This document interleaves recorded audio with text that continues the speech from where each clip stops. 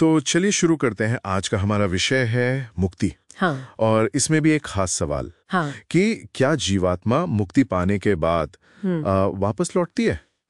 ये बहुत दिलचस्प सवाल है। हमारे पास एक स्रोत है जो कहता है कि हाँ, लौटती है। वो कुछ तर्क देता है इसके पक्ष में। हाँ, जो पारंपरिक धारणा है उससे बिल्कुल अलग। बिल्कुल।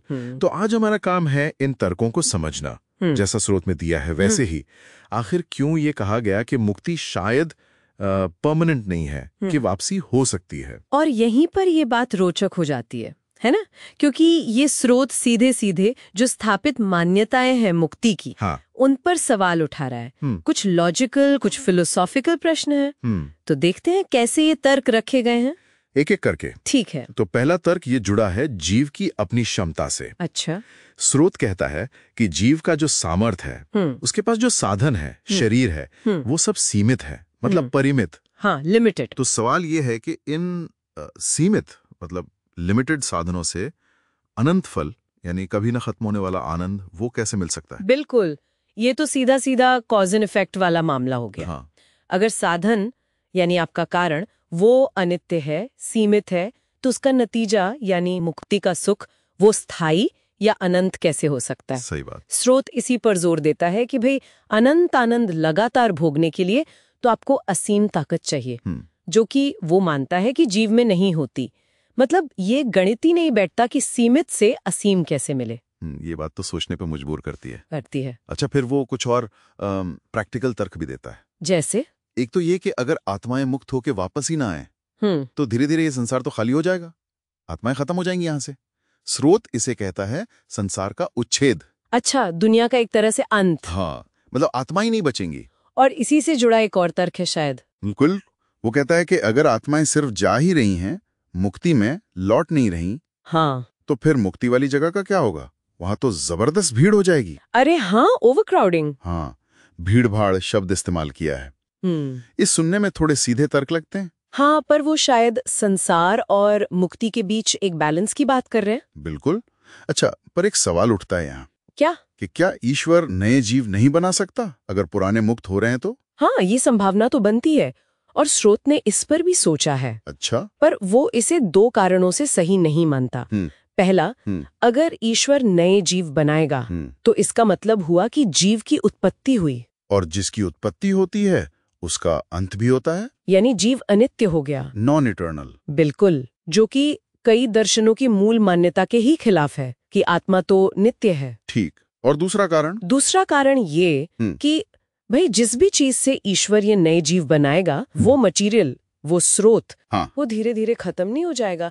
जैसे कोई खजाना हो, कोष हो, जिसमें से बस निकालते जाओ, डालते कुछ नहीं। अच्छा, हाँ, वो तो खाली हो जाएगा आखिर में। तो ये भी कोई परमानेंट सोल्यूशन नहीं हुआ। और फिर अब एक और दिलचस्प बात आती है सुख की प्रकृति पर। ये क्या है? स्रोत कहता है कि सुख का जो अनुभव है ना, वो असल में सापेक्ष है। मतलब दुख के बिना सुख पता ही नहीं चलता। अच्छा। जैसे कड़वे के बिना मीठे का मजा नहीं आता। अगर लगातार मीठा ही खाते रहो तो वो मजा नहीं रहता। हाँ, ये बात तो है, एक रास्ता आ जाती है। तो शायद वो कह रहा है कि निरंतर एक जैसा आनंद, वो शायद आनंद ही ना लगे कुछ समय बाद। ये अनुभव की सापेक्षता, रिलेटिविटी की बात है। और इसी से जुड़ा है ईश्वर के न्याय का सवाल। न्याय ये कैसे?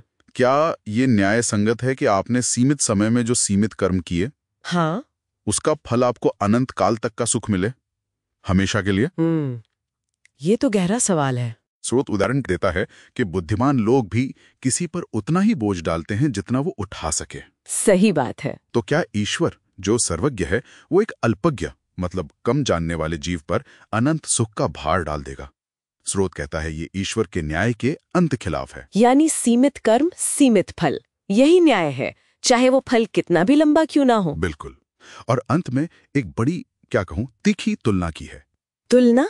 कैसी तुलना? स्रोत कहता है कि अगर मुक्ति से वापसी नहीं है तो ये भी एक तरह का जेल ही हुआ। क्या? मुक्ति जेल? हाँ, वो कहता है जैसे जन्म मृत्यु का चक्र एक जन कारागार है, तो बिना वापसी वाली मुक्ति भी एक तरह का मुक्ति कारागार हो गया। बस फर्क यह है कि वहां कोई मेहनत मजदूरी नहीं करनी पड़ती। अरे, ये तो बिल्कुल ही अलग नजरिया है। मतलब मुक्ति को एक ठहराव की तरह देखना। हाँ, शायद एक ऐसी स्थिति जो जीव की अनंत यात्रा की प्रकृति से मेल नहीं खाती। ये तुलना तो सच में चौंकाने वाली है। तो अगर हम सब तर्कों को एक साथ देखें, जीव की सीमित क्षमता, वो संसार का संतुलन, ईश्वर का न्याय, सुख का सापेक्ष होना और आखिर में ये जेल वाली तुलना, हाँ, ये सब कहीं ना कहीं इसी तरफ इशारा कर रहे हैं कि शायद मुक्ति से वापसी वो संभव है, या स्रोत के हिसाब से तो जरूरी भी है। ये यकीनन हमें सोचने पर मजबूर करता है।